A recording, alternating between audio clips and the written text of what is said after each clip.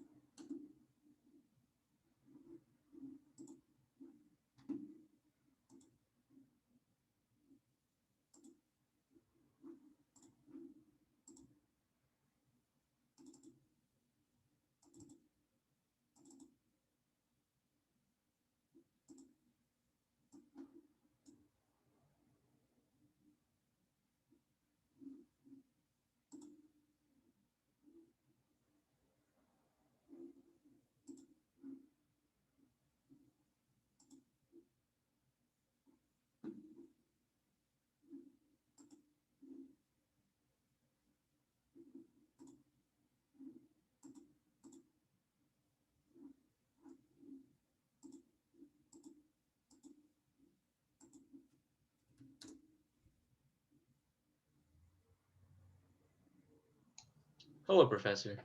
Hey, Arjun. How's it going? Pretty good. How about you? Good? Good? I'm ready for You're spring break. kind of quiet. I can barely hear you. One sec. Oh, let's see. Huh. Is it? I'm like almost full volume. I can barely hear. Maybe it's my Oh. Zoom. Hold on. Hmm. One sec. Still? Let me Oh see. wait, there we go. Okay. That's better. I think because my mic was turned in the opposite. You can't see, but my mic is like just off camera. But Ah, I gotcha. had it turned away, but I turned it back towards me now. Okay, perfect. Do you have any midterms this week? No, I had 2 last week and then a couple after the break. So Okay. I got a little break for midterms for now. Okay, that's good. Ooh, right after the break. That's rough. Yeah, so that's not going to be fun, but it's okay. What about you? How are I guess COVID things with you? It's good. Yeah, I'm glad I got the first dose of the vaccine already. So I got that. Oh, nice. Not this past weekend, the weekend before that. So actually, the first week after the spring break will be interesting because I'm getting my second dose like basically right before school starts up again, and so I might be laid up in bed on that first day, and so it might be kind of a rough day. But yeah, I heard that a couple people like that I know that got that second dose, they were sick for like 3 or 4 days, which is unfortunate. Yeah, So, I've heard similar stories too. So yeah.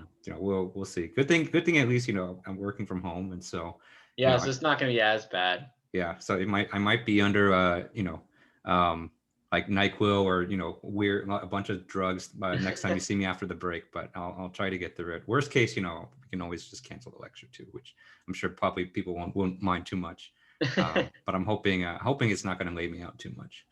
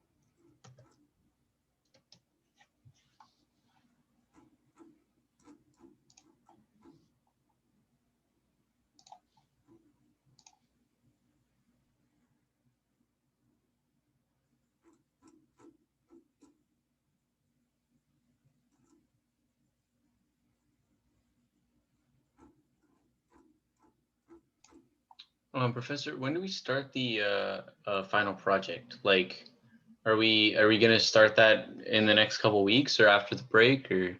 Yeah, so we're going to talk about it today. I mean, so we're going to go over the specs for the final project today, and then we'll talk about the deadlines for that. But the first deadline is going to be the proposal for your final project, which is due April 9th. And so I think that's the first Friday after the spring break. It's not I call it a proposal, but it's more just you telling me what you want to do, because it's the final project's basically going to be a free form, analyze what you want in Ansys. And so most people pick their senior design projects or something that they're working on outside of class. And so I just want to make sure that you can actually do it. Generally what I've seen is that students don't really, you guys don't pick problems that are too easy usually. What I'm concerned about is if you try to pick something that that we can't do within the span of what we have left in the class. And so I see. So the proposal is just kind of my way to just check to make sure that you guys are doing a good problem, and for me to help kind of rein it back in case you're being a little bit too ambitious. And so it's basically just show me a picture of what you want to do and just describe it, and then I'll give you some feedback on that. But yeah, we'll talk about it today. Sorry, you said that the proposal was due the 9th of April? Okay. Yeah, April 9th. And then after that, I assume the project itself is due finals week? I have it due after finals week because I know you guys are really busy with with final. I know there's a lot of seniors in this class too. You guys have senior design stuff, and so I always try to give you a little bit of flexibility after the finals week to turn it in. And so I think I have it due the Sunday after finals week, which is I think the 23rd of May. Awesome. Okay, that sounds nice. Thank you. Yeah, so I try to push it back as far as I can, but I do have final projects for 3 out of 4 of my classes, and so I need time to grade it. And so that's kind of the last possible date that I can have it due to give me enough time to grade before the deadline. Gotcha. Okay. Mhm. Sounds good.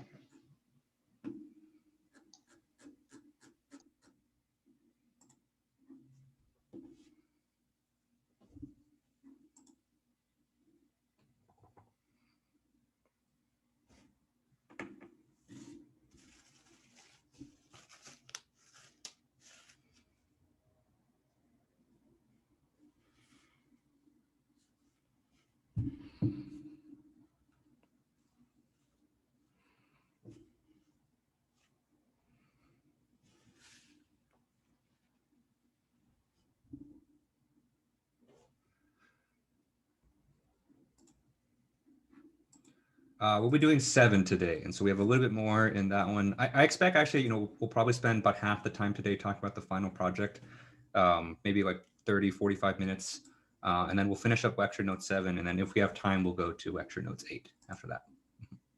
Yeah. Mm-hmm.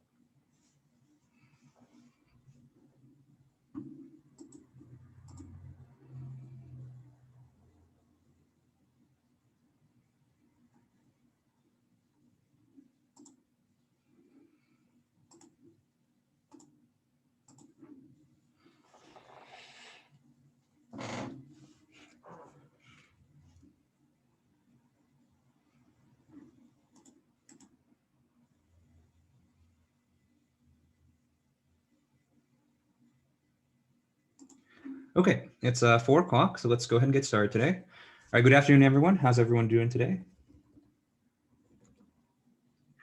Doing well, thank you. How are you doing? Good, good. Yeah, it's the last week before spring break, and so I'm sure you guys are looking forward to it, or maybe not. I've heard some of you have midterms right after the spring break, which sounds pretty brutal, but at least we'll have no classes for a week, so we'll have time to catch up, study, and maybe do some, hopefully relax a little bit. Right? Okay. So the plan for today is we haven't talked about the final project yet, and so I do want to spend some time talking about that today, just discussing what the final project is going to be, what the deadlines are, and and I do have an example to show you of one good final project, and so I wanted to talk about that today, just so you guys can start working on it if you want. Okay. I was talking about this before the class, but I think kind of the first thing I think we should get out of the way is the ultimate due date for the final project. And so for this class, there's no final exam because it's this is a technical elective class. And so this isn't a class that, you guys don't have to be here, but you kind of choose to be. So, I feel like a final exam is not really appropriate for something like that. Plus, a big part of this class is using Ansys. And so I want to make sure that the final project is focused on that. And you're not distracted with any kind of final exam for that. And so with that said, the ultimate due date for the project is going to be the Sunday after finals week. And so I believe that date is Sunday, May 23rd. Okay. And it has the usual due date of 11:59 p.m. So I do this, because I know a lot of you guys are either graduating or, I know you guys have a lot of other stuff going on during finals week. And so I want to give you guys a little bit extra time to work on it after the finals week, so that's when I have it due then. But with that said, I do have to have enough time to grade it. And so, I would try to push it back more if I could, but this is kind of the last date that I can have it. And still give me enough time to grade it. Yeah. All right, question in the chat. So what about the graduate student assignment? Yeah, so for the graduate assignment, usually what I do is I have you guys work on something a little bit extra for your final project. And usually, actually for this class, I usually don't have that many graduate students taking it. So I think my first time that I taught this, I only had 1 grad student, and last year I only had 2. And so usually what I do is I kind of work with the grad students individually on what they can actually do with their project. Because usually, it depends on, what you want to work on and what you propose to do. And I think it's usually more interesting for me to kind of meet one-on-one with you and say, it'd be interesting if you kind of add this to your final project to, as kind of an extra assignment on top of what the undergrads have to do. And so I think this time we don't have that many grad students either. I think there might be like 3 or 4. And so I think I'm going to keep the same policy where I'll meet with you guys individually based on what you proposed, or to see what you can do a little bit extra on your final project to make it count for graduate credit. Yeah. Okay. And so that's the first thing I want to talk about today is the final project. And so I'll show you the problem specs that I posted onto Canvas, and then we'll talk about all the requirements and what you have to do. And then that should maybe take about 30-40 minutes. And then after that, we're going to continue our lecture notes with the finite element forms. And so we're almost done with those set of lecture notes, but there's kind of a little bit more at the end that I want to go over, before we move on to 2D element types. Okay. Another announcement I want to make is, I know we had the exam last midterm exam last Thursday, and I've barely just started looking at them. So I think I've only graded 2 out of the 41 that are there. And so I don't have any answers for you guys for that yet, but I do plan on finishing those by Thursday. And so after the lecture, after dinner today, I'm planning to try to get through half of them. And so I want to get through about 20 of them by today, and then by tomorrow evening, you should have the rest of them. Yeah. Take my time. Okay. Well, I don't want to leave it for too long. I want you guys to know what you got on the exam before the spring break at the very least. Okay. Okay, and so are there any questions that I can answer before we get started today?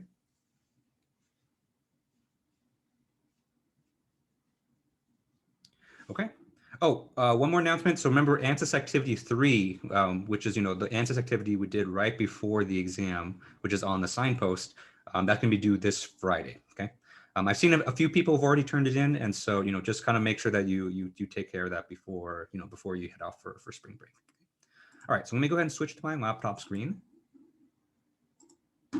Okay, and then let's look at the project specs.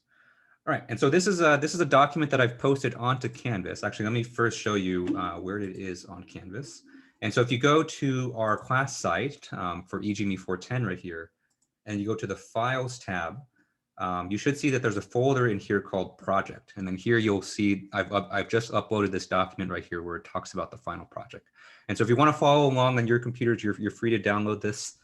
You should download it anyway so that you kind of know what you're working on for the project. But my plan today is I'm just going to kind of go over this document. I'll show you an example of a good project from a couple of years ago, and then I'll answer any questions that you have on it.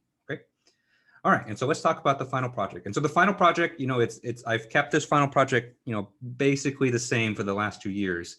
But basically, it's basically a free-form project where you can take Ansys and apply it to any system of your choice.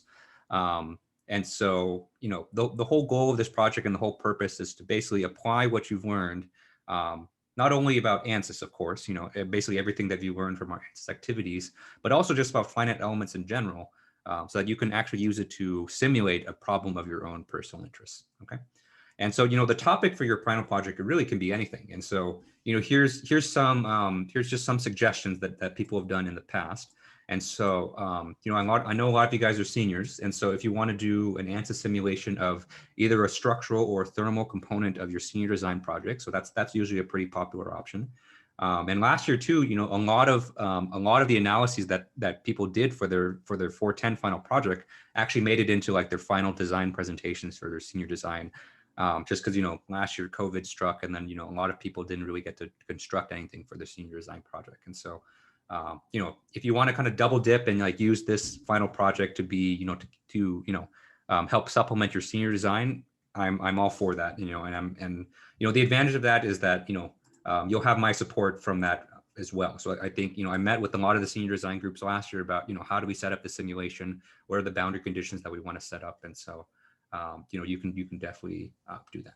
Right? Question in the chat. So what about CFD? You can do CFD too. Yeah, I think I've had maybe only a couple groups in the past that have done CFD for their final project, and so it's there. I will say that I'm not super familiar with the way Ansys does CFD. I know how to do I know how to do the basics, and we'll cover that later in the class. So the amount of support that I can give you for CFD and Ansys is unfortunately a little bit more limited, compared to what I can give you for other stuff. But you're definitely open to use CFD as well.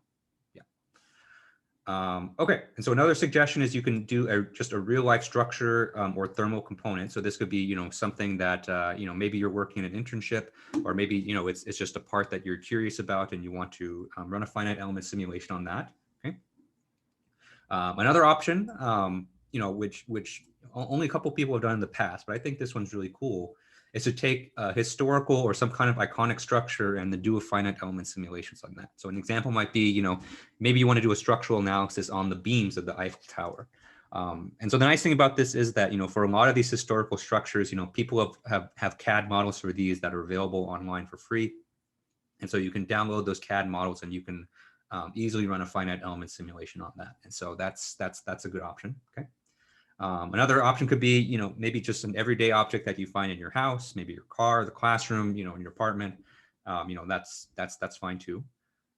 Last year, someone did an interesting project where like he had the issue where like he would get upset a lot when he would play video games, and so he'd take his controller and just like kind of smash it into the table. And then he had the issue where like he was breaking a lot of his controllers. And so he wanted to do a finite element simulation to determine how much force can he slam his controller with on the table and not have it break.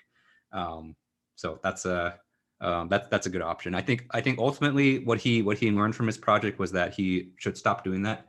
But it made for a fun project nonetheless, right? Or, if you want to use this project as a chance to design a new part. And so, kind of like what we talked about before, finite elements is used a lot in design of new parts, because you can quickly, test out a new design and just see how it would act in practice. Maybe there's something that you need, maybe you're designing something for a personal project, or you're designing something, to fix something in your house, and you want to run a finite element simulation to see how it would act, that's a great option too. I think this one's becoming more popular too, because now that 3D printing is becoming more and more widespread, people want to test out, how structurally sound their 3D printed part will be before they actually print it and put it in practice. And so I'm seeing this last one, more and more each year. Okay. And of course, you're not limited to this list. So these are just some suggestions, just to kind of get you started, just based on what I've seen in the past and, what people tend to be interested in. But you're of course free to kind of choose anything you want. But if you're having trouble coming up with a project topic, then you're of course you're free to speak with me, and we can discuss and help come up with a good project for you. Okay. All right, and so the only requirement that I really have for your topic is that it should have an appropriate scope. And so what I mean by that is that the project should be reasonably complex enough so that it gives you enough of a challenge and enough to help you demonstrate your knowledge of finite elements, but not overly complex that it can't be done in the time frame. And so I was telling people before the class that typically I actually have more issues with the second one, that you guys come up with such interesting and such complex problems that it would be impossible to kind of do within the time frame that we have in the class, or within just with the capabilities of the student program and your own personal computer, that we can't just simulate those kind of things. And so part of this project is there's going to be a proposal stage. And so basically, before you actually start to simulate anything and set things in Ansys, I want you to at least tell me what you're working on. And then, then at that point, I can give you feedback on, maybe you should try this, maybe you should rein this back a little bit, just to make sure that the project is appropriate enough for this class. Okay. And so, with that in mind, I know that Ansys is capable of doing a multi-physics. And so, you can do like a fluid structure, interaction type problem, or you can do a thermal structure type problem. But for this project, just because the time and mostly the computational resources will be pretty limited, I do want you to limit it to just kind of one type of physics. And so you can either do structural, you can do thermal, you can do fluids if you want, but don't try to do more than once, because that's a little bit too difficult for this class. Okay. Okay, so any questions so far on the final project?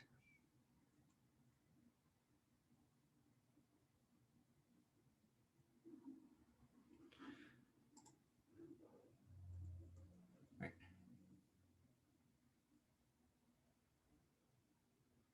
Question. So by when should we have a project topic pick? And so I'm set. So the deadline for the proposal is going to be the Friday after spring break. So next week is spring break. And then the first week that we're back, it's going to be due that Friday. So I think that's Friday, April 9th. Yep. Yeah, so the proposal is just kind of a one-page thing. And so I basically just want you to just send me a screenshot and just describe, just informally what you plan to do. And then I'll give you feedback based on your proposal. Yeah, but we'll talk about that later. So there's a couple deadlines that I want you guys to keep in mind. Okay. All right, so let's talk about the actual requirements for the project. And so here's, you can almost think of these as kind of like the components of the final report that you're going to turn in, okay? Because I basically want you to, I wanted this project to kind of emulate, if you were doing like a finite element study in industry, or like, maybe for research, this is how you would kind of structure your finite element study. And so these are kind of the steps that you would have to run through, for any kind of professional or research application for finite elements. And so the first thing you have to establish is you have to establish the objective of your finite element study, right? And so what I mean by that is, when people do finite elements in industry, it's never done in a vacuum. And so no one ever does like a finite element analysis just because it would be cool or because it would look cool. And so usually when you perform a finite element analysis, you're trying to answer a question. You're trying to perform some kind of analysis with the finite elements, to help you make an engineering decision. That's ultimately what you want to do. Okay. And so some example questions that's typically answered are, are you interested in determining what the mechanical stress is for kind of a structural simulation? Or maybe you're interested as, what's the maximum deflection or what's the maximum deformation for a structure that's going to be under load? Or maybe, you're doing like a manufacturing type problem. So maybe you're looking to minimize the cost of production to optimize the design. Or maybe, you're just designing a new part, kind of like we said before. And so if you are, what are your design criteria? And so, I really want you to think about, why am I performing this finite element analysis? And if your answer to that question is just, it's just for this class, it's just for this project, then, I want you to think about it a little bit more, because your finite element simulation should help you answer some kind of engineering question about your design or about the part that you're analyzing. Okay. And so, I know that description is a little bit vague, because, the engineering objectives or the project objectives there can be so many different ones for, depending on what your project ends up being. And so that's why, for this project, if you are planning to do senior design, it fits really well for here, because for the senior design project, for your senior design projects, I know you guys have already done a lot of thinking about, what kind of need is this product going to fulfill. And so you've already kind of answered a lot of these questions already if you're doing this for your senior design. And so if you kind of think about the objectives just from like a design perspective of, what am I looking to get from this part? What am I looking to get from this analysis? Then, you're going to be kind of on the right track. And I'll help you guys out with this too. And so, a big part of the proposal is for me to kind of help you formulate and help you kind of refine, what's the objective of your project. And so, by the time the proposals due, don't feel like that you have to have a perfectly polished objective. Because a lot of times, people come, and say, I want to do I want to do a finite element simulation on a PS4 controller. And you say, okay, why do you want to do that, right? Because you end up destroying a lot of them. And so let's think about, how can we formulate this project to fit that objective. Okay. And so objective is really important, because you have to really understand why you're doing this finite element simulation and what information you want to get out of it. Okay. All right. And so the next requirement is background and significance. Okay. And so this is kind of your chance to kind of describe, why, just a little bit of more background information about your finite element project. And so, because this is kind of a very creative project, you guys can pick kind of whatever you want. I really want you to tell me, why is this project interesting to you, and why does it have, extra significance beyond just, just being an assignment for this class, right? And so, if you're doing like a certain engineering component, what is this component used for? Why is it important, right? And so, if you're, if there's some kind of interesting history behind this, engineering component, I want to learn more about that, right?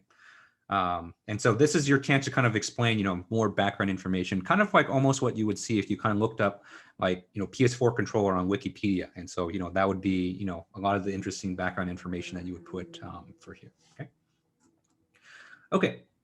Another part of the project is going to be a simplified model. And so we haven't really talked about this in this class yet. But a big important part of doing finite element analysis is to always kind of check your work.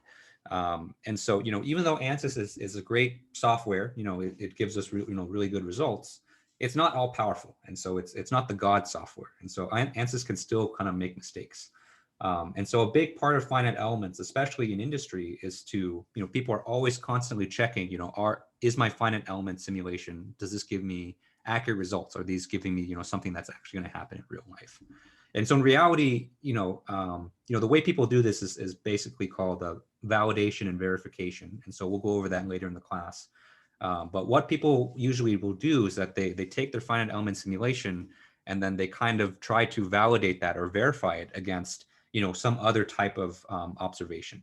And so, maybe they'll run just like a simple experiment just to see, is this, is reality matching up to what I'm getting in the simulation?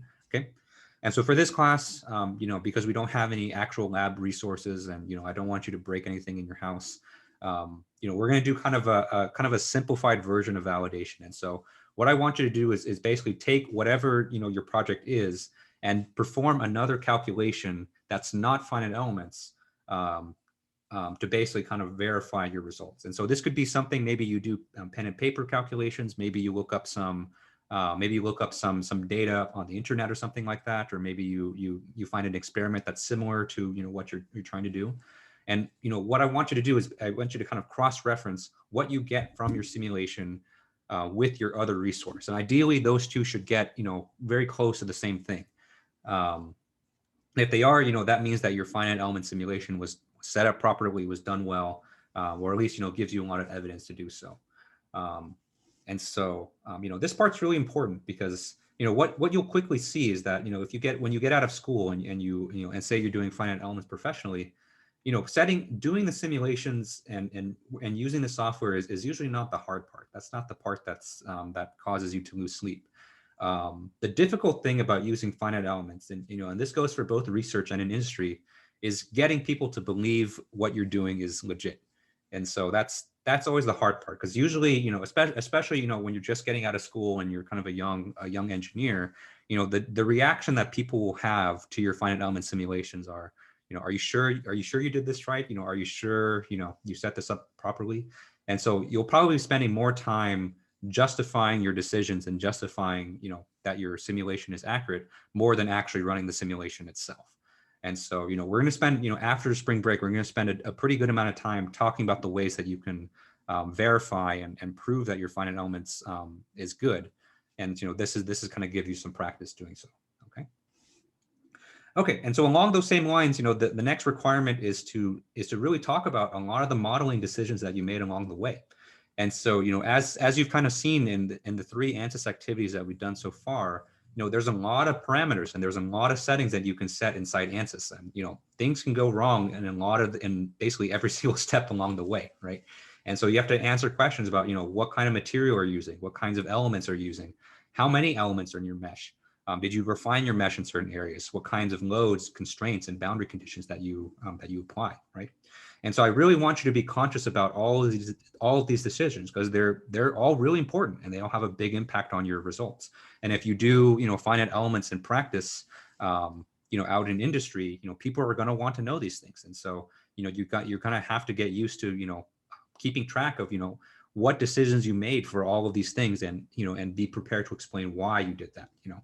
So why did you choose this mesh density? Why did you put refinement in this area? Why did you choose this material? And so a big part of this project is to help you guys, give you practice in explaining all of those decisions. Okay, because so far for the Ansys activities, I've kind of given you a lot of that information, but for your final projects and beyond, you're going to have to be making those decisions yourself, and you're going to have to be ready to basically put on trial and justify all those things. Okay. And so the next requirement is, of course, your Ansys results. And so this basically is going to be your color contour plots, like very similar to what you've been doing in the Ansys activities. And so these will be things like the stress field, deformation field. If you're doing thermal analysis, it could be like the temperature field. If you're doing fluids, this would be like pressure field, volumetric flux, heat flux, things like that. And so there's a lot of results that you can put in. If you kind of looked at Ansys, and if you've ever kind of looked at the list of all the different output fields, there's a lot. And so I don't, for your projects, I don't want you to just list out and give me just like a bajillion different figures. I want you to be really thoughtful about selecting which figures and which angles for the screenshots that you can show that really kind of illustrate your results. Okay. And so I'm not going to put a limit on how many figures. At least I don't think I did. I think I want you to have at least 2 figures in your report, but I don't want you to have like 20 figures. And so you should choose which results that you show very carefully. Okay. All right, and so the next section, I want you to compare what you got from your Ansys simulation and your simplified model. And so hopefully these two should match up, and so we kind of talk about that. And then finally, just a conclusion. And so just some concluding remarks. And so how does your Ansys simulation support your objective? And just what did you learn from this project? Okay. And so this is kind of like a section by section breakdown of what I expect in your final report. Okay.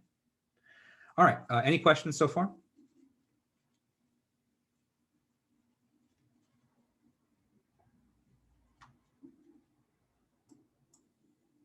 Okay. All right, and so let's talk deliverables. And so, the final project will have 3 deliverables. And so originally, when I did this project, I had the students prepare a final presentation. But, with kind of the virtual mode and, with how many students that we have in the class, the presentations are just not going to be practically feasible. And so I've basically cut out the presentation, and I've limited to just kind of these 3 deliverables. And so the first one is going to be a proposal that we talked about before. The next is going to be just a progress report. And so, a progress report is I'm just going to be grading that on completion, but just to kind of make sure you guys are working on it. And of course, the final deliverable will be the final report. Okay. All right, so let's talk about the proposal. And so the proposal is basically just a 1-page thing. So it's I don't want you guys spending too much time on it. But basically what I want you just to include is just to describe to me what you want your project topic to be.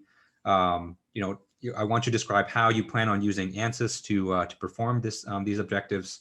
and any kind of a simplified model that you plan to use. And if you have a screenshot of the or a picture of of the geometry, or maybe you have the CAD file already, then you can definitely feel free to put that in the proposal, because that will help me out a lot. Okay. And so the proposals, they'll be graded just for completeness, and so you don't have to worry about good grammar or things like that. Although I should be able to read it, hopefully. And I'm going to give you guys individual feedback on these. So the proposal is I set this deadline just to make sure that you guys aren't choosing your final project on on the 22nd of May, the day before it's due. So I want you guys to actually choose something so that you have enough time to work on it. And that's part of the motivation for having this proposal. And the other motivation is to of course give me a chance to give you guys feedback on the final project, to either say maybe you should take it in this direction, maybe you should refine your objective like this, maybe you shouldn't think about running this really complicated simulation, maybe let's try doing something simpler. And so think of this as kind of as just an opportunity to just let me know what you want to do and to get kind of feedback from me before you really really start to dedicate a lot of your resources towards it. Okay. Okay. And so the next part is going to be a progress report. And so this is 3 weeks after the proposal was due. And so the progress report is literally just how you're doing on the project. Okay. And so because everyone's project is going to be pretty different, and I know you guys' schedule is pretty packed already as it is. I'm not expecting anything. I'm not saying that you have to get a certain amount of stuff done by the progress report. Okay. The progress report is kind of just my way to just kind of check in with how you guys are doing. Okay. And so don't feel like you need to have any Ansys results at that point, or don't feel like you don't feel like you actually need to make a ton of progress by the time the progress report comes. I in the past, what I've had is some students give me a progress report that said, I just haven't had time to work on the project. I'm kind of in the same spot that I was in there before, and that's totally fine. And so think of the progress report as just kind of another opportunity to get feedback from me on your project. Okay. Of course, it'd be good if you kind of have tried some things in Ansys and you want me to answer some questions, and so that's kind of a great opportunity to do that. But I also understand that you guys are also extremely busy, and so if you don't really have anything to show at the progress report, just turn in a document, just letting me know, and that's totally fine. Okay. And so just like the proposal, the progress report will be graded just on completion, and so I just want to make sure that you turn it in or not. But make sure that you do submit that. And so that's going to be due Friday, April 30th. Okay. Okay. And then besides that, the last deliverable is going to be the final report. So the final report, we've just kind of gone over in detail about what the final report should include. But you can basically think of the final report as kind of like a technical document that you would submit, to either whatever company that you're working for that outlines your finite element analysis. Okay. And this is going to be due Sunday, May 23rd. And so this is going to be the Sunday after finals week. Okay. Just to give you guys a little bit more time, because I know you guys are always really busy during that time. But this gives me enough time to grade everything before grades are due. And so basically, I have this class and I have 2 other classes that have projects due on this day. So I expect the week after finals week will be very busy for me. But by this deadline, I should have enough time to grade everything before grades are due. Okay. And if you want to break down on how the points break down, this is how it is. So the project proposal will be 15% graded on completion. Progress report 15% based on completion. Final report 70% based on quality. And so that's final report is not based on completion. And so I'll put out a rubric for the final report probably sometime later, probably sometime after the spring break, because I do want to kind of tweak it a little bit for this class. But final report, I will be kind of reading those pretty carefully and grading those. All right, any questions so far?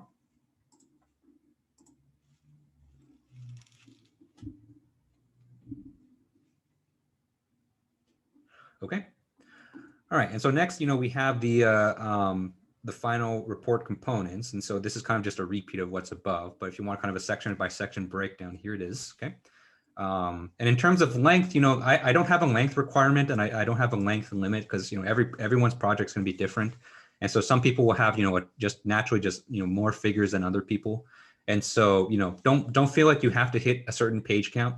I've seen reports that have been like 6 pages that I thought did a really good job, they got A's, but I've seen reports that have been like 40 pages that were like what the heck are you doing, man? Like, what are you writing about this whole time that, that didn't score so well? And so, don't fall into the trap that, longer is better or shorter is better or things like that. I want you to kind of, think of the report as, write as much as you need to give me, a full idea of what you're doing and the results. Give me all the detail that you need without being, without going too much over. Okay. And so generally what people do, what I find is that people write reports in the range of like 10 to 15 pages, which I know kind of sounds like a lot, but, but the figures also take up a lot of space. But, of course your mileage will also vary. And so, it really depends on just the nature of your project. Okay. And later on in the semester, I'll release a template for you to use for your final report as well. So just to kind of help you format things. Okay. Okay. So teams. And so, for this project, I would prefer that the project be done individually, just to kind of, make sure that everyone's, doing the finite elements, everyone's doing the Ansys, everyone's writing the report. But I am open to the idea of groups working together. So I know here it says groups of 2, but in the past I've had, a couple groups of 3 work together just because, they were all part of the same senior design board, they're all part of the same, formula team or something like that. And so, if you do plan on working with a partner or with the group, you only need to submit one set of deliverables. And so I don't want, 3 copies of the same final report, especially because, I do plan on using Turnitin for the final report. And so I don't want your final report to be flagged for, for that. But I also expect that, if you are going to work in teams, I am going to expect a little bit more for your final projects. And so I'm going to expect, more analysis, more finite element results, than I would be for an individual project. And I'll let you know this too. And so if you plan on working in teams and you submit a proposal, I'll make sure to tell you, what I generally expect you to accomplish with your final project, relative to, if you guys did this individually. Okay.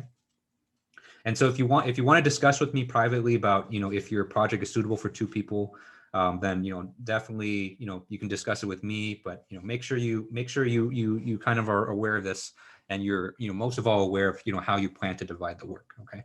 And so I don't want, groups that are, 2 or 3 people where, one person does all the work and the other person kind of just has the pom-poms and just say, yay, go.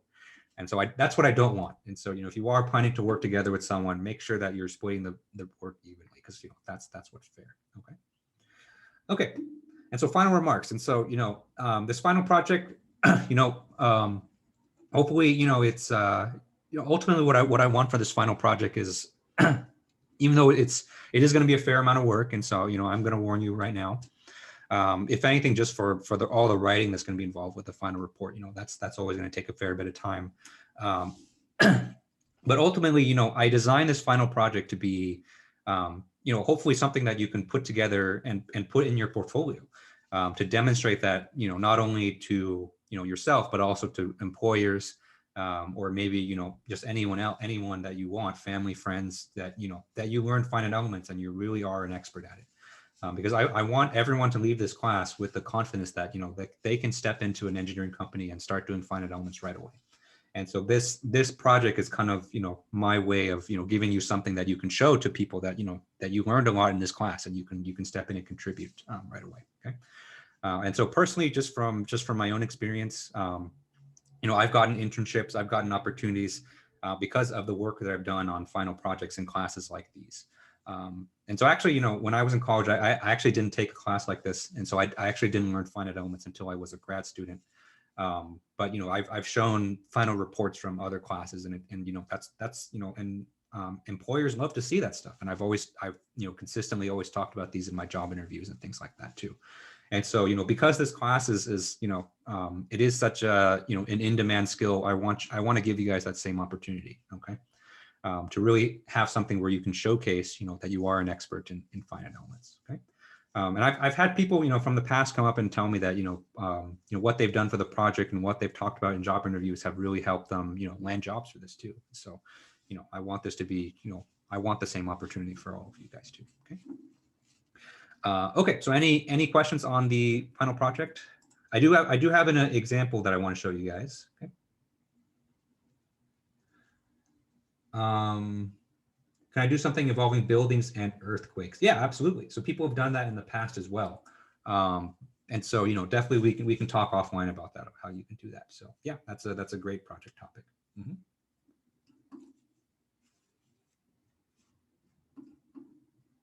Okay.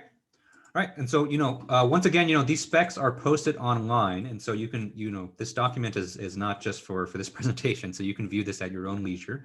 And so, if you go to our site and go to files and project, the specs are here. So you can read that at your own leisure. Okay. And so let's take just a quick look at a project that I thought did a really good job. And so this is from a couple years ago. And so this is someone who did their final project on a surfboard fin. And so, this is obviously, something that's applied to his own personal interests, but I thought he did a really, really nice job for this project. And so I plan on uploading this onto Canvas as well. So this is, this is from a couple of years ago. I need to look through the projects from last year again and find a good example for that too. So, I'm going to provide these for you just so you can kind of see generally what I kind of expect for the project and what people have done in the past. Okay. And so basically you can see here that, he has his CAD file. And so this is his CAD file for the surfboard. I think he either produced this himself or he found this online. And so, that's another thing with the project too, where, don't feel like that you have to make a CAD file from scratch for this final project. And so what a lot of people do is that, they either have a CAD file that they've already done, or they just download the CAD file from the internet. And so a lot of people actually just go to GrabCAD and find a CAD model for their project. And I'm totally okay with that. Because this class is not really a CAD, it's not really a CAD class, and so I don't want you guys wasting time, making a really sophisticated CAD. And so if you can find a CAD model either online or something that you've worked on before, that's perfect. And so I would say definitely use that. So don't waste your time, creating a whole new CAD just for this class. So I want you just to focus just on the finite elements. Okay. Okay, and you can see here, he's testing, 3 different designs here for a surfboard fin. And he's showing kind of very detailed, figures for, how he set up his model, how he set up the boundary conditions, how he set up, his simplified model, things like that. He showed his mesh here. Okay. And so this project, I think, did a really, really nice job with the whole thing. It's organized. It's the writing is really, clear and very, very well written. And he shows, very good, things with his results. Here's his mesh conversion study, which I thought, he did a really nice job with. And of course, he discussed the results. So, just a very quick view of, one of what you can kind of expect for this project. And I'll post this online for you to look at as well as some other examples. Okay. Okay, and so that's the final project. And so remember, the proposal is going to be due the Friday after spring break. And so probably sometime tonight, I'll create an assignment on Canvas where you can turn that in. Okay, so if you already have something in mind for the final project, you can go ahead and submit that.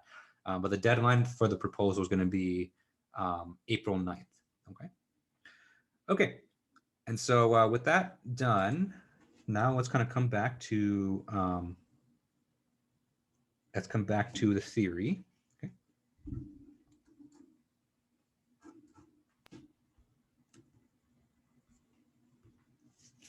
Right. And so last time we left off, before the midterm, we were talking about general finite elements. And so let's kind of pick that up again. Okay.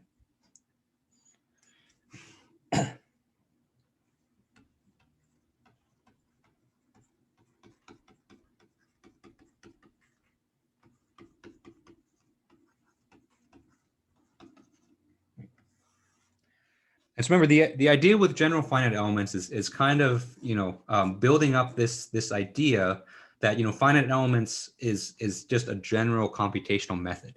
And what I mean by that is it can be used to solve, any engineering system that's governed by a differential equation. Okay?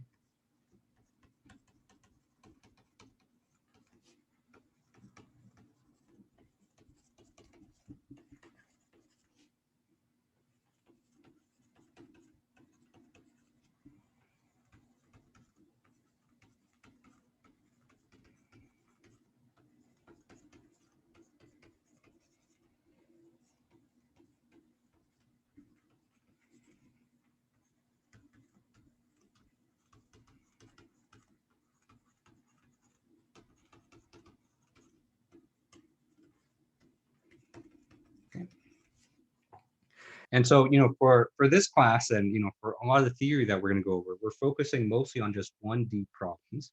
But of course, this theory can be extended to 2D and 3D, with a lot more painful math. And so, just because we can do it in the class, we're just going to focus on 1D problems. But just know that a lot of these same ideas can be extended to 2D and 3D as well. Okay. And so the kind of problems that we're looking at are mostly problems that have to do with second order differential equations. Okay. And so what we've seen is that there are basically two types of systems that can be analyzed with these kinds of equations, and that's structural problems and thermal problems. Okay.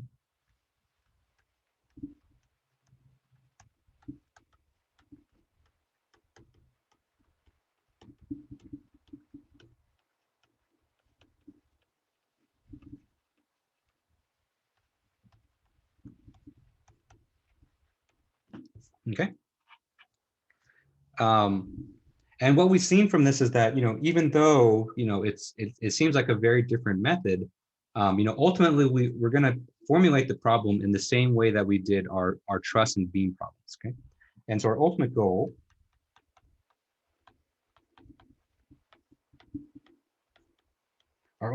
was to get a system like this, right? And so it's to get a global stiffness matrix K multiplied by a solution vector U, and that's equal to a right-hand side forcing vector F. Okay. And so this is a global linear system.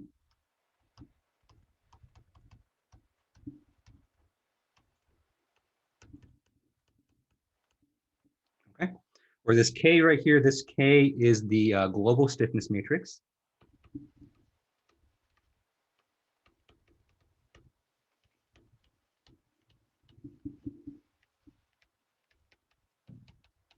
Okay. This U right here is our solution vector. So that's what we solve for. Okay.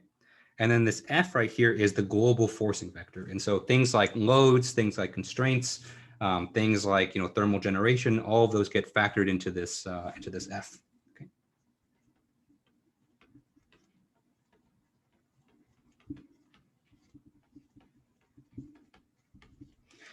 Okay.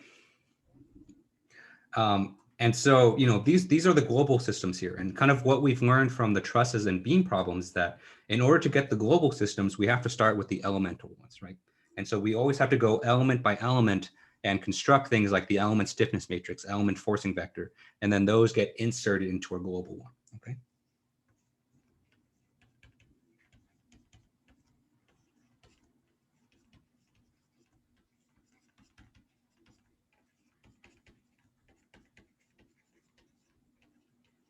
Okay. And so the equation that we are working with for, say, like the element stiffness matrix is the following. Okay. Right. And so we have KE, and KE is our element stiffness matrix, and this can be equal to integral from x1, x2 of the element times the vector dn1 dx, dn2 dx. Okay. And so let's say that we're working with a structural problem. And so we multiply by the Young's modulus, we multiply times the area, and then we multiply by dn1 dx, dn2 dx, dx. Okay. And so basically, in order to compute this, the element stiffness matrices, we can, let's be honest, we have to do quite a lot of math here. And so obviously, there's the math that's involved in performing the integral. And then there's the math that's involved of multiplying these vectors to get the matrices. And so it's cumbersome. Okay. And so for these 1D problems, you've probably seen these 1D problems, before in like a previous math class or maybe in 308.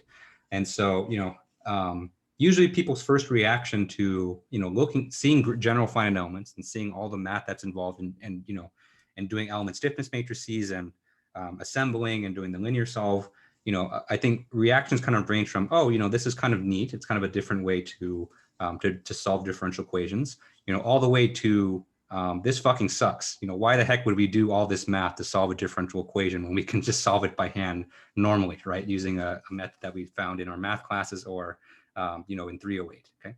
and you would be and you would not be wrong. And so, I personally, I would say, if you have a 1D problem, there's no way I would go through this whole thing of forming the element stiffness matrices and doing all that stuff, because it's just more work. And so, don't, I share probably what a lot of you guys are thinking too. But the point of finite elements is not to make these problems easier for humans to solve. And so remember, finite elements is always done on a computer. And so, finite elements is a method that's, designed, to allow computers to solve it better. Okay. And so just to kind of a little bit more background information. So finite elements is not the only game in town. And so there's a lot of other computational methods out there, and they all kind of have the same objective.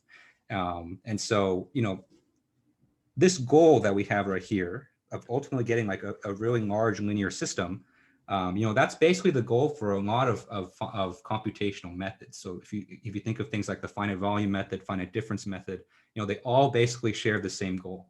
And so, the game that you kind of play when you're a computational engineer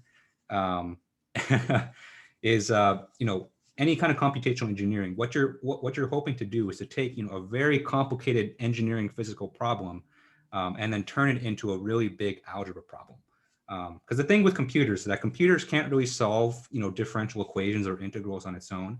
But if you can take, a very complicated problem and then formulate it into an algebraic one, the computer will be like, I got you, fam, and and it can take it from there. And so any computational method, what it's really designed to do is to take something that's complicated, defined by integrals, differential equations and whatnot, and try to turn it into an algebraic problem. Because if you can get it to that point, then computers can really take it from there and really help you out and solve really complicated stuff. Okay. And so, the method of finite elements is not, to make things simple for humans to solve. It's to put it in a way that computers can solve it. Okay. And so actually, the first thing that we're going to talk about today after this is one way that we can actually take this integral, right? An integral, which is a very human math thing to do, and turn it into an algebraic problem that the computer can do, much more easily. Okay. And so we're going to go over a method called Gauss Quadrature, which you can use to basically numerically evaluate integrals without actually taking any antiderivatives. Okay. So this was just kind of I know it's kind of been a while since we looked at this, and so I wanted to give a pretty detailed summary of kind of how we got to this point. And so are there any questions about this?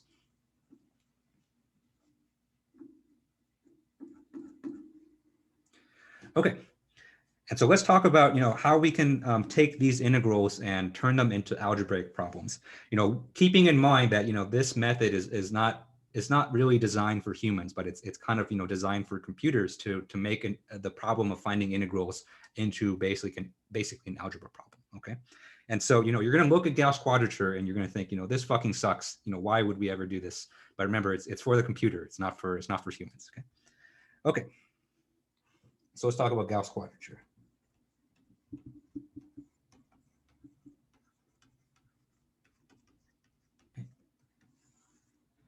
Or in other words, another name for Gauss Quadrature is going to be numerical integration.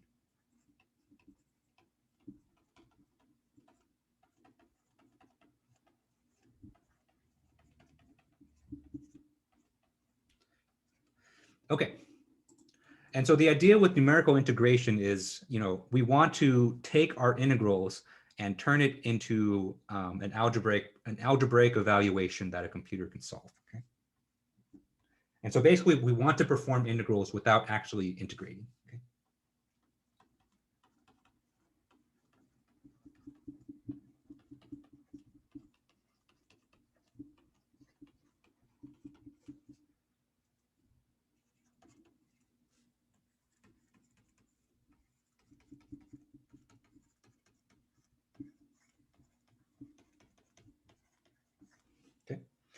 And by integrating right here, what I basically mean is taking the antiderivative, because that's kind of the part that the computer really struggles the most with. Okay.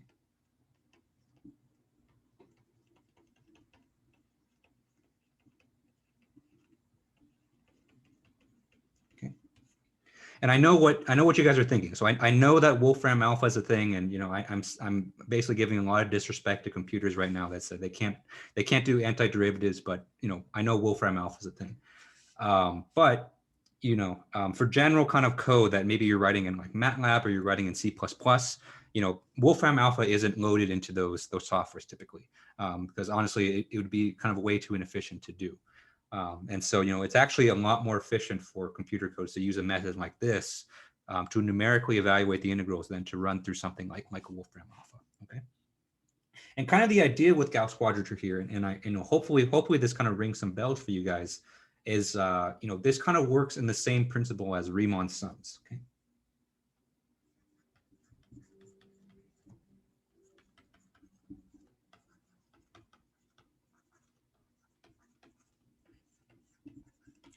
And so hopefully Riemann sums ring some bells. So but I don't know if they still teach this in calculus classes. But basically the idea is that, you know, instead of, you know, performing an integral, and so let's say that we have an integral, say from you know, two bounds, and so we'll call that epsilon1, epsilon2 of some function epsilon d epsilon. Okay. And so normally if we want to perform this integral, you know, we'd have to find the antiderivative of f, right? And so let's say that this big F is the antiderivative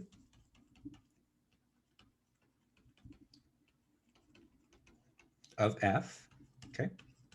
And so that usually, you know, involves some knowledge of calculus and how to actually, you know, perform those things. It requires knowledge of certain function types, okay?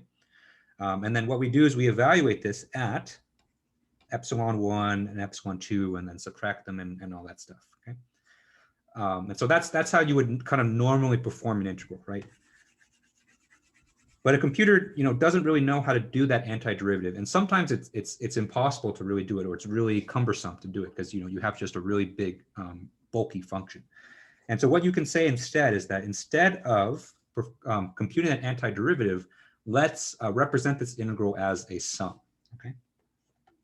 And so let's say that this is going to be f of a epsilon a times some weight a plus f of some epsilon b times some weight b, okay?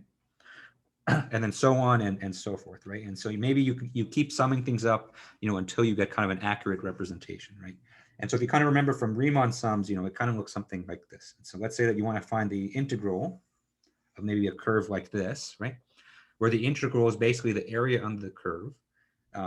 And so you can do this with Riemann sums by basically drawing a bunch of these kind of rectangles underneath the curve. Right? And so I won't draw all of them because it's going to take too long. Okay. And so what you do is you make all of these rectangles that kind of span across the function, and then you basically just sum up the area from all those different functions. And so that's kind of what it is. Okay. And so Gauss quadrature works the same way. And so it's not quite the same thing as Riemann sums, because Riemann sums is literally kind of like it kind of works off that area interpretation of an integral. But for Gauss quadrature, you know, we want to do the same thing where we take an integral and we instead represent it as a sum of terms. Okay. And, you know, what we're doing here is we're taking integration, which is, you know, a calculus thing, and then turning it into an algebra problem, which is something that the computer can really easily solve. Okay. Okay. So any questions on this?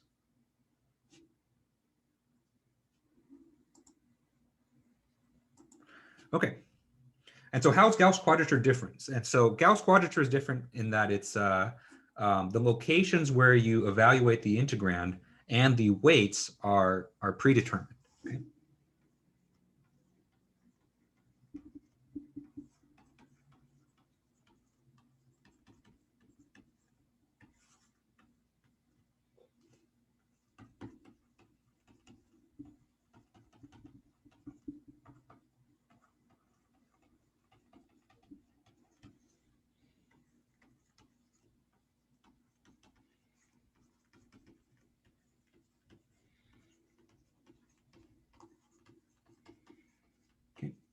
And so actually, you know, if you look up into the theory of Gauss quadrature and you look up some of the scientific papers that developed this, you know, there's some very lengthy and very, you know, obtuse mathematical proofs that show that these locations and these weights result in the most accuracy possible.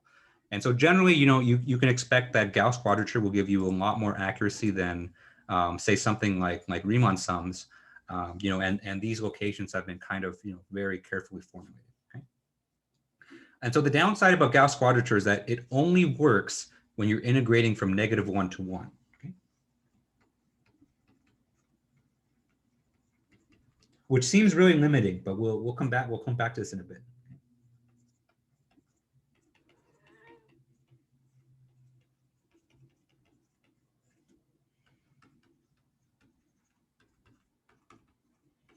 Okay, and so let's say that you have an integral here, and it goes from -1 to 1 of f of epsilon d epsilon. And so I'm using epsilon here to, as kind of the dummy integration variable. Okay. And so what Gauss quadrature says that instead of, performing the antiderivative of this, we're going to replace this with a weighted sum.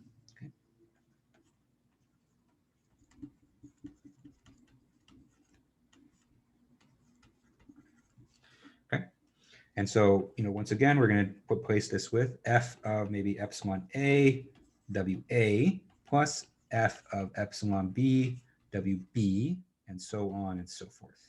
Okay. Right. And the locations of the Gauss points and the weights depend on how many Gauss points that you want to do. Okay. And so you have a choice here. And so let me give you a table here that kind of shows, depending on the number of Gauss points, what the locations and the weights are going to be.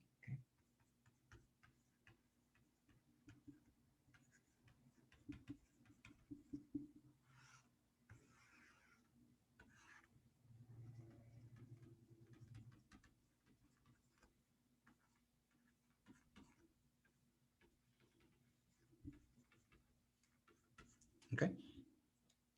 And so kind of the simplest Gauss quadrature that you can do is a one-point Gauss quadrature. So you just do one function evaluation, okay? And so you basically just evaluate the function once. And so if you're going to evaluate the function once, you're going to evaluate it at the location 0, okay? And then the weight for this is going to be 2, okay? And so basically, if you just have one Gauss point, you're going to evaluate your function at the middle of the domain, and you're just going to multiply it by 2, and that's going to be your integral. Okay. All right. And so the next one is if you have two Gauss points, and this is typically what's most common for finite elements. Actually, is used at two Gauss points. The Gauss locations are the following. Okay.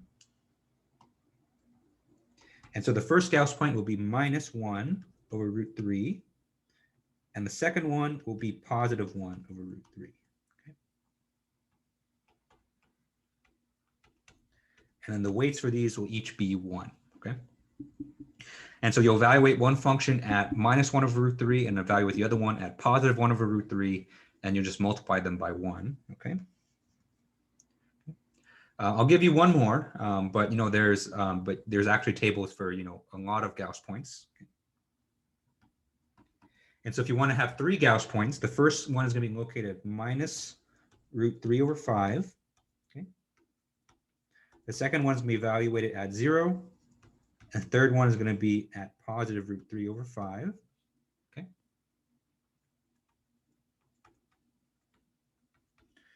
And for the first 2 points, the weight is going to be 5 over 9. And then for, that's for weights A and C. And then for the midpoint, weight B is going to be 8 over 9. Okay. Okay. And so generally, what you can kind of expect is that the more Gauss points that you pick, the more accurate your Gauss quadrature is going to be. Okay. Because we're not actually evaluating these integrals exactly, we're going to have some error. And so, the results that we get from Gauss quadrature a lot of the times is not going to be exactly what the integral is. And so the more Gauss points that you include, the more accurate your representation is going to be. But it's also, the more work that you have to do. Okay. Question. So where did I say the weights came from? No, good question. And so those come from very lengthy and very obtuse mathematical proofs from very mathy people that, I don't really want to get into in this class because it's a little bit, it's very mathy, I would say. And so, you know, you can, yeah, you can, so there's tons of papers on this. And so you can definitely look those up. Basically it's like a 45-minute math proof to show that, you know, these are the most optimal locations and these are the most optimal weights. Yeah. But people have proven that these are good. Mm-hmm. All right. Any questions before we do an example to show how this works? Professor. Yep. And so you said the more Gauss points we have, the more accurate our solution is, or what did you say? Yeah. And so when you evaluate an integral with Gauss quadrature, you know, depending on how complex the function is, you know, a lot of times your Gauss quadrature is not going to be the same as the exact integral.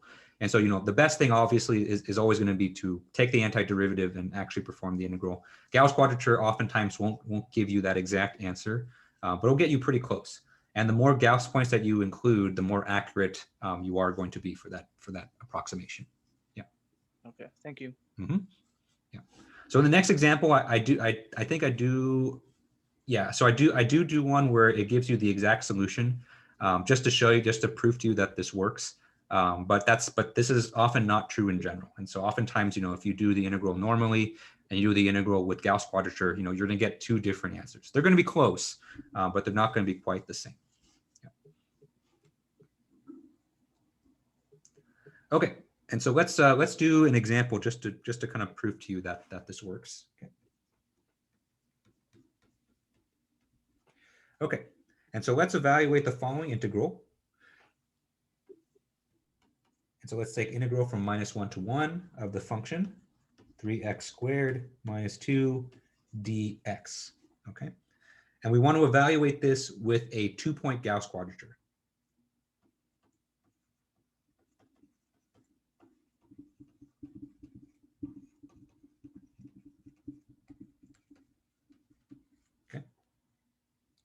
And so again, you know, this is one of those problems where, you know, why would you do this with Gauss quadrature when this is, you know, pretty simple to do, but it's kind of just as a you know, a demonstration. Okay? And so first let's actually evaluate this integral exactly. And so let's take its antiderivative and then, you know, plug the stuff in.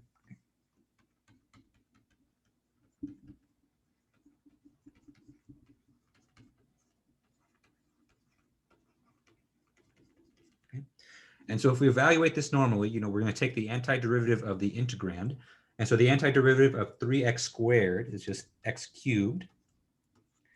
And the antiderivative of -2 is just -2x. And you're going to evaluate this from -1 to 1. Okay. And you plug in, you know, 1 cubed minus 2 times 1 minus -1 cubed plus 2 times -1. And you plug all that in and you get -2. Okay. And so this is, you know, this is a case where, you know, it's not that bad to actually evaluate the integral. But, you know, just because, you know, this is just to show you that Gauss quadrature works, let's evaluate this integral using the 2-point rule.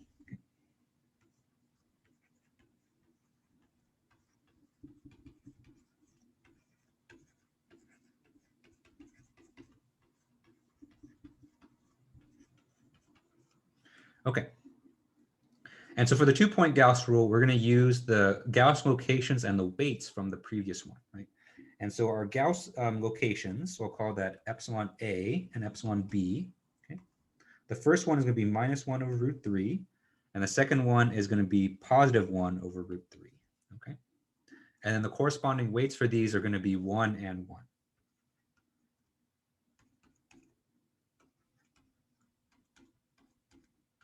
Okay.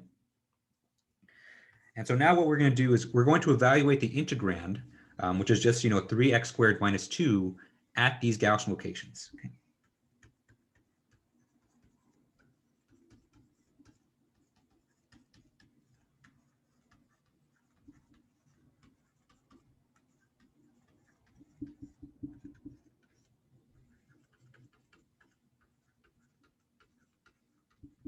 Okay. And so first let's do f of epsilon A. Okay.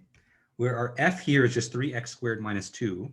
And so we're going to do 3 times -1 over √3 squared minus 2. Okay. oops,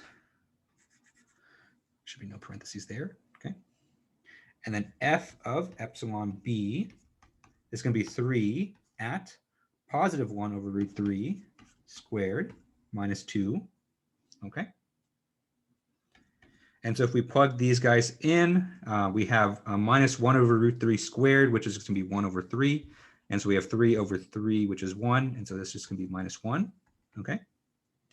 And then we get the same thing here. And so we have 1 over root 3 squared, which is going to be 1 over 3 times 3 minus 2. It's also going to be minus 1, okay?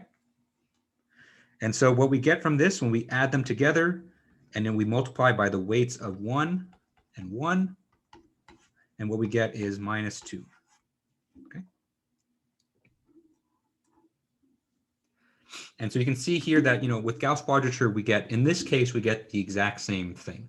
And so this kind of just shows you that, we can do this. And the advantage of doing the bottom path, with the Gauss quadrature, is that we didn't have to take the antiderivative. Okay? And so in this case, I know it's trivial, computing the antiderivative of this is really easy, but when you're working with finite elements, a lot of times you're working with really complicated function. Question. And so you add f of EA and f of B and then multiply by the weights. And so you multiply the f of epsilon A and the f of epsilon B by the weights. And so actually the formula that you do is actually this. And so now that we have epsilon, f of epsilon A, f of epsilon B, the integral is going to be f of epsilon A times weight A plus f of epsilon B times weight B. Okay. And so what we have here is we have minus 1 for f of epsilon A times weight A, which is 1. And then f of epsilon B is also minus 1 times 1. And then we end up with minus 2. Yep. All right, question. So was that root 1 over 3 or 1 over root 3? So they're the same thing. And so if you so this is the same as basically minus 1 over root 3, because you take root of 1 and you just get 1.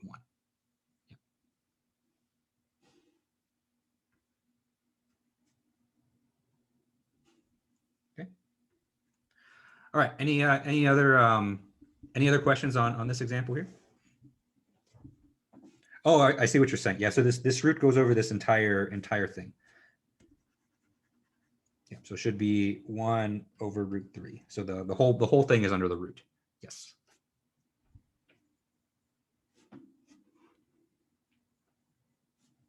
Yep. Let me extend this a little bit more so you see it's all under the root 3. Okay. Okay. And so that's showing you that we can use Gauss quadrature to evaluate these integrals, and it turns into an algebra problem, which is great. The only issue right now, or the biggest issue right now, is we're limited to cases where we can integrate from -1 to 1. And so this is obviously really limiting, because in finite elements, we have a lot of cases where we don't have this integration bound. Okay, and so what can we do in those cases when our integration bounds are not -1 to 1?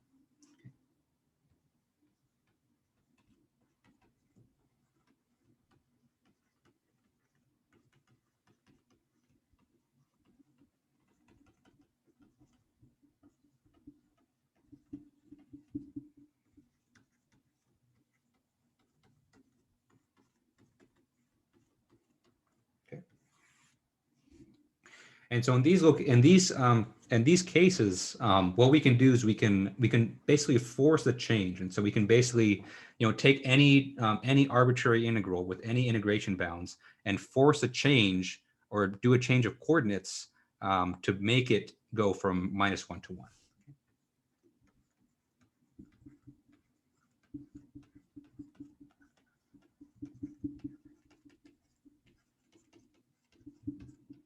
Okay.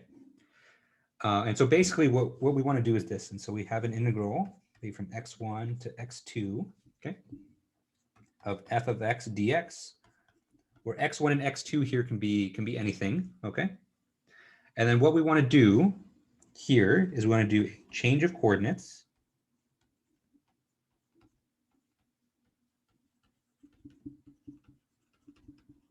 Okay, so that we are integrating from -1 to 1.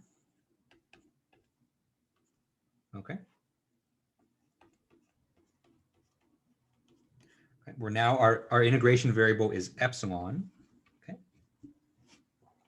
Right. Okay. And then in order to make this change of coordinates work, and so you can't just take any integral and just change its bounds and expect it to be happy. And so you need to multiply by a conversion factor here. Okay. And that conversion factor is this derivative right here, dx t epsilon. And kind of the formal name for this conversion factor here is a Jacobian.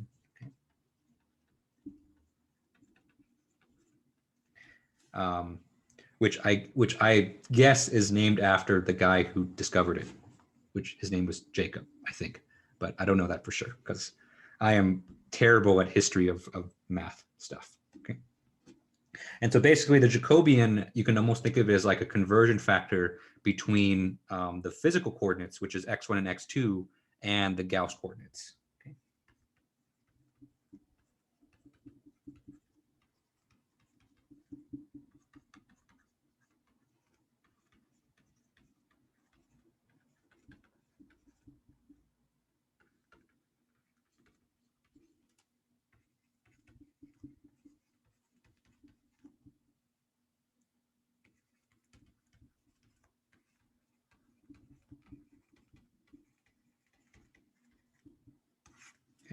And so physical coordinates in this case would be x, and the Gauss coordinates in this case would be epsilon.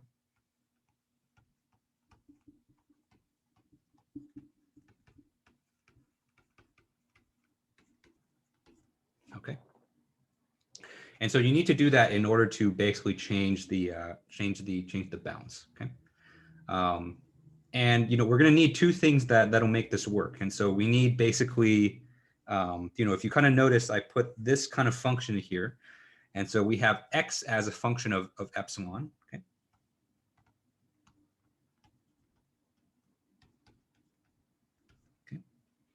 Okay. Where you can think of this as the physical coordinate as a function of the Gauss coordinate. And I'll define what that is on the next page.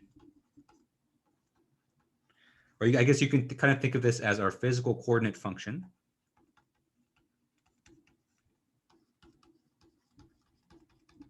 Okay. And then once you've established that physical coordinate function, then what you can do is you can just simply take its derivative to find the Jacobian. Okay.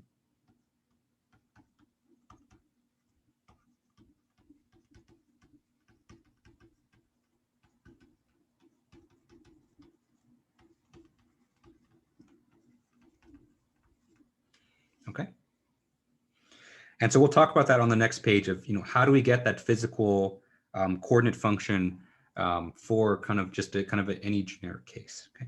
And then what we'll see is that, we're going to bring back, a friend from our finite element forms, which is the shape functions. Okay. All right. Any questions on this so far?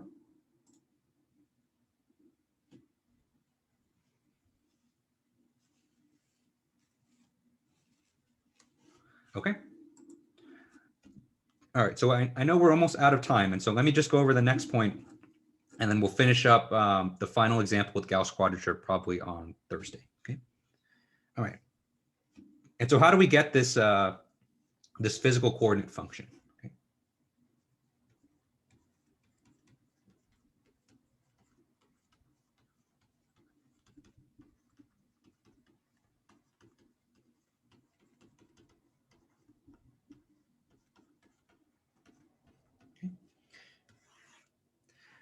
Right.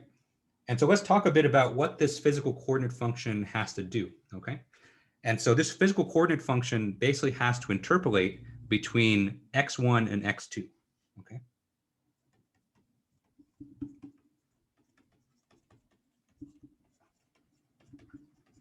x1 and x2 being the original bounds of our integral, which, if we kind of, connect this back with finite elements, usually those are the bounds for our final element, for our finite element. Okay.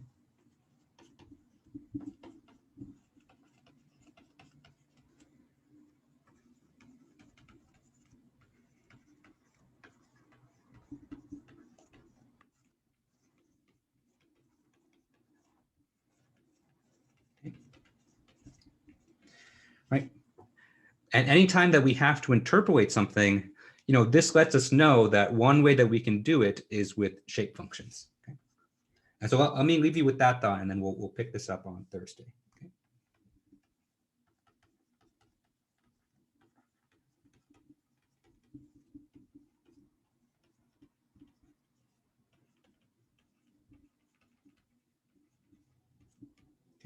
And so one way that we can formulate x of epsilon is we can say that x of epsilon is equal to x1 times n1, which is our first shape function that we covered, a couple weeks ago, okay, plus x2 n2 of epsilon, okay. And this is great because first of all, we're using shape functions that we're going to use anyway for finite elements, right? And so we might as well just use the same shape functions. And so we know exactly what to do with those and what they look like. And this accomplishes exactly what we need to. And so this will basically interpolate between x1 and x2, and it will help us perform our change of coordinates. And it gives us a way to compute our Jacobian as well. Okay. And so this is where kind of a lot of the theory of general finite elements kind of comes together, because we're all kind of using the same shape functions here. Okay. All right. Any final questions before we wrap up for today?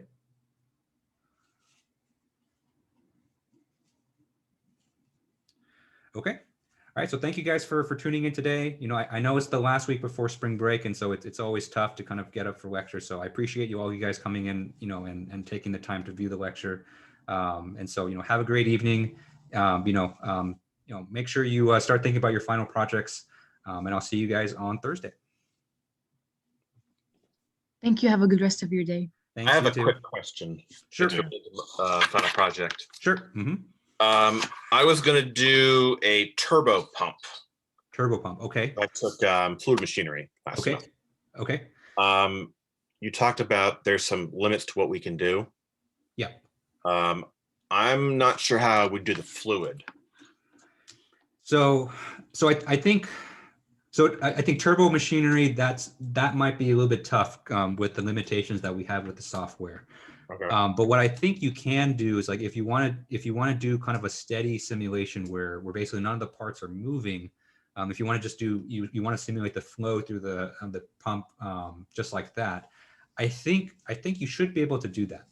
But any kind of movement in the pump, I think would be beyond of what we can do in this class. But if you want to just do like a steady, yeah, if you want, or the veins or anything like that. Yes. Yeah. So if you want to do just like a still simulation, you should be able to do that. It would still be challenging. Oh, go ahead. Like it's circulating for some reason. Yes. Yeah. So I think it would still be challenging, but I think you can do that on with the version of Ansys that you have. If not, then we can try it with the ones on the virtual machine, which are a little bit better. But I think that should be doable. Yeah. Okay. I'm gonna have to do some research and get back to you to see what I can actually get around to do. Okay. Yeah. Keep me updated, and we can continue this conversation through emails and things like that. Yeah. Okay. Thank you. Yep. Right.